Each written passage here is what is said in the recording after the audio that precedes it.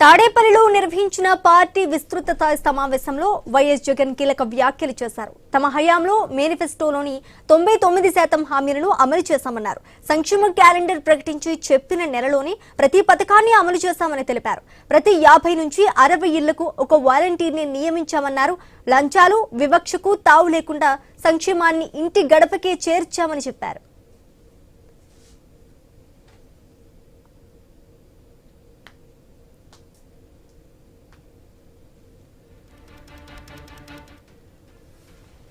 అన్నది ఇంతకు ముందు గతంలో లంచాలు లేకుండా ఇవ్వడం అన్నది సాధ్యం కాదు అన్న పరిస్థితి నుంచి ప్రభుత్వ పథకాలను ప్రభుత్వ పాలనను ఎలాంటి లంచాలు లేకుండా ప్రజలకు అందించగలుగుతాము అన్న భరోసా కలిగించిన ప్రభుత్వం ఎక్కడైనా ఉంది అని అంటే అది ఒక వైఎస్ఆర్సీపీ ప్రభుత్వంలో మాత్రమే జరిగింది అని కూడా గర్వంగా కాలర్ ఎగిరేసుకుని మన దగ్గర నుంచి మొదలెడితే ప్రతి కార్యకర్త కూడా చెప్పుకునేంత గొప్ప పాలన మనం దేవుడి దయతో ఇవ్వగలిగాం.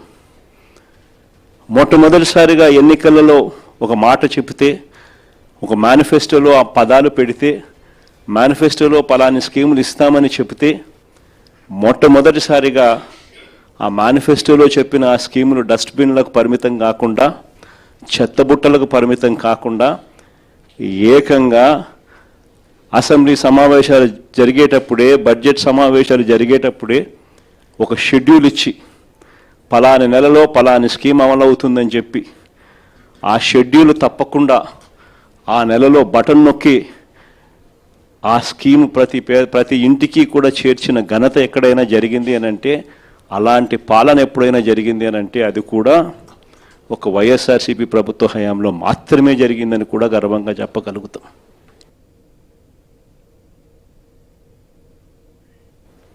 ప్రభుత్వ పాలన అన్నది ఎన్నికలు ఆషామాషిగా తీసుకోవద్దని పార్టీ నేతలకు జగన్ సూచించారు. ఇవి గెలుపు ఓటములకు సంబంధించిన ఎన్నికలు కావన్నారు. కార్యకర్తల కోసం నిలబడాల్సిన ఎన్నికలని స్పష్టం చేశారు. అధికార పార్టీ ఎన్ని దౌర్జన్యాలు చేసినా నాయకుడు తనతోనే ఉన్నాడనే భరోసా కార్యకర్తలకు కలగాలని సూచించారు.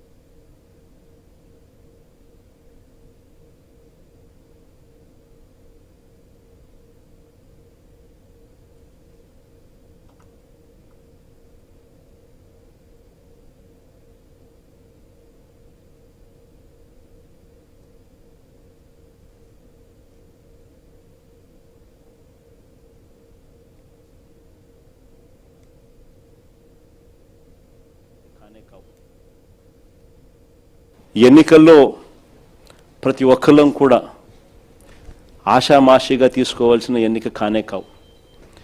ఎక్కడైనా ఏ కాన్స్టిట్యున్సీలో అయినా కూడా ప్రతి ఒక్కరూ గుర్తుపెట్టుకోవాల్సింది ఏంటంటే కార్యకర్తల కోసం మనం నిలబడే ఎన్నిక ఈ ఎన్నికలు అనేది ప్రతి ఒక్కరూ గుర్తుపెట్టుకోవాలి.